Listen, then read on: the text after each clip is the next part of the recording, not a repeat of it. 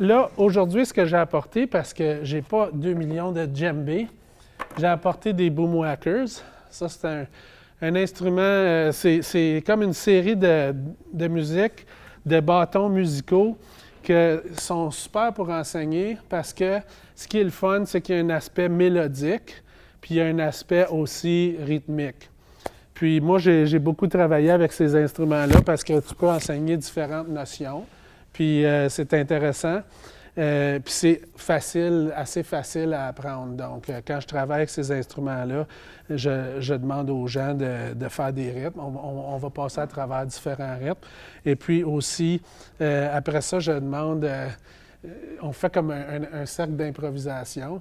Puis là, après ça, moi, au début, je vous donne un exemple. Je suis le chef d'orchestre. Je vais vous donner chacun vos rythmes, puis vous allez rentrer dans le rythme un par un. Puis après ça, les gens peuvent s'approprier cette job-là, puis les autres deviennent le chef d'orchestre. Donc, je vous inviterai à venir vous chercher comme deux bâtons pour commencer. Prenez ceux que vous voulez. Il y a toutes ces différentes couleurs-là. J'imagine que on pourrait commencer par rapidement, pour que tout le monde participe, je vais vous montrer un rythme qui est très utilisé dans plusieurs cultures, mais qui provient vraiment de la culture latine, qui est le clavé. Donc, il y en a qui ont peut-être entendu parler de ça. C'est comme un rythme qui est fait avec des bâtons de bois, puis c'est...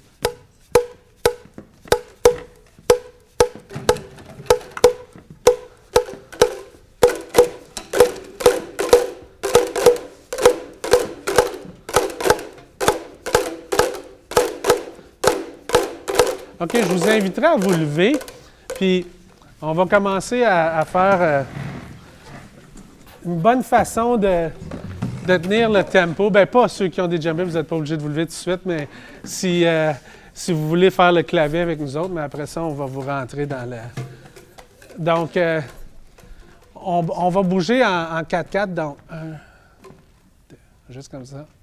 On commence tout sur... on va tout commencer sur le même bord, donc gauche. 1, 2, 3, 4, 1, 2, 3, 4. Non, c'est trop lent, ça. On va y aller un petit peu plus vite. 1, 2, 3, 4. 1, 2, 3, 4.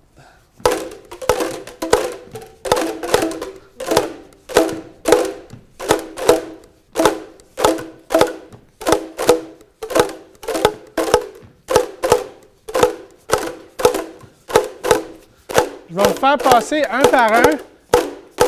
Vous allez me faire un petit solo. Les autres continuent à jouer, je vais juste pointer les différentes personnes. Je vais vous donner un exemple. Est-ce que ça vous gêne si je demande comme la personne qui fait le solo est dans le milieu du cercle? Oui. Oui, parce que c'est dur de jouer en marchant aussi. OK, on va rester en place.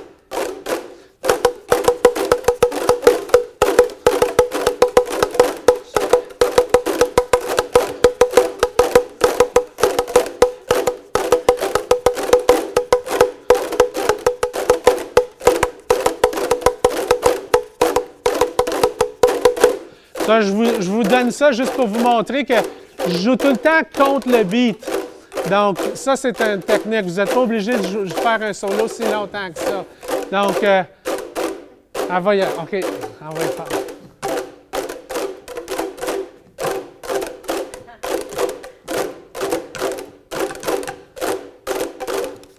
Yes! OK, on va s'en aller par là. Comme ça, puis on va continuer, on va finir par là. On va y faire.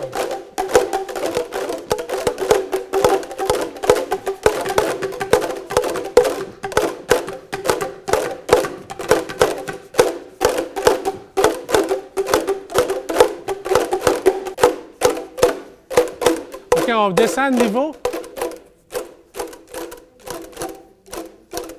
On fait un beau crescendo.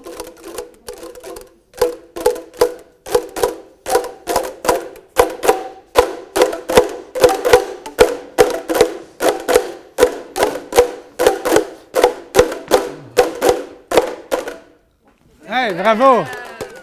Bravo!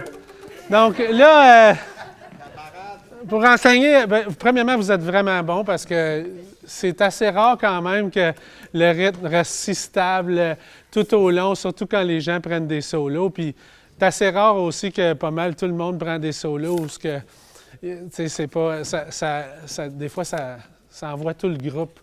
Il y a quelques solos qui est un peu déstabilisant dans toute la... Oui, mais ça, c'est une autre chose qui est une bonne notion aussi qu'on peut enseigner parce que là, on a fait plusieurs notions. Premièrement, on a appris le clavé qui est comme la fondation de beaucoup de rythmes dans beaucoup de cultures.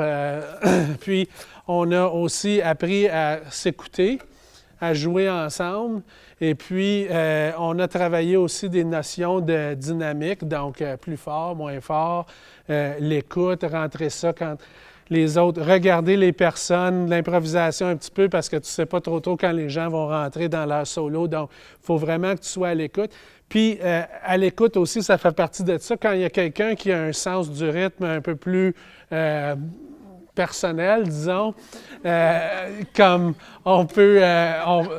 je ne parle pas de personne ici, là, mais c'est comme on s'adapte. C'est ça, on est des êtres humains. Parce que quand tu joues avec un séquenceur ou une machine à batterie, eux autres, ils ne t'écoutent pas puis ils ne changent pas pour toi. Donc, c'est ça qui est le fun de jouer avec des êtres humains parce que tu peux vraiment, on se suit, on s'écoute. Puis même dans un orchestre symphonique, il y en a plein de ça qui se passe, tu sais.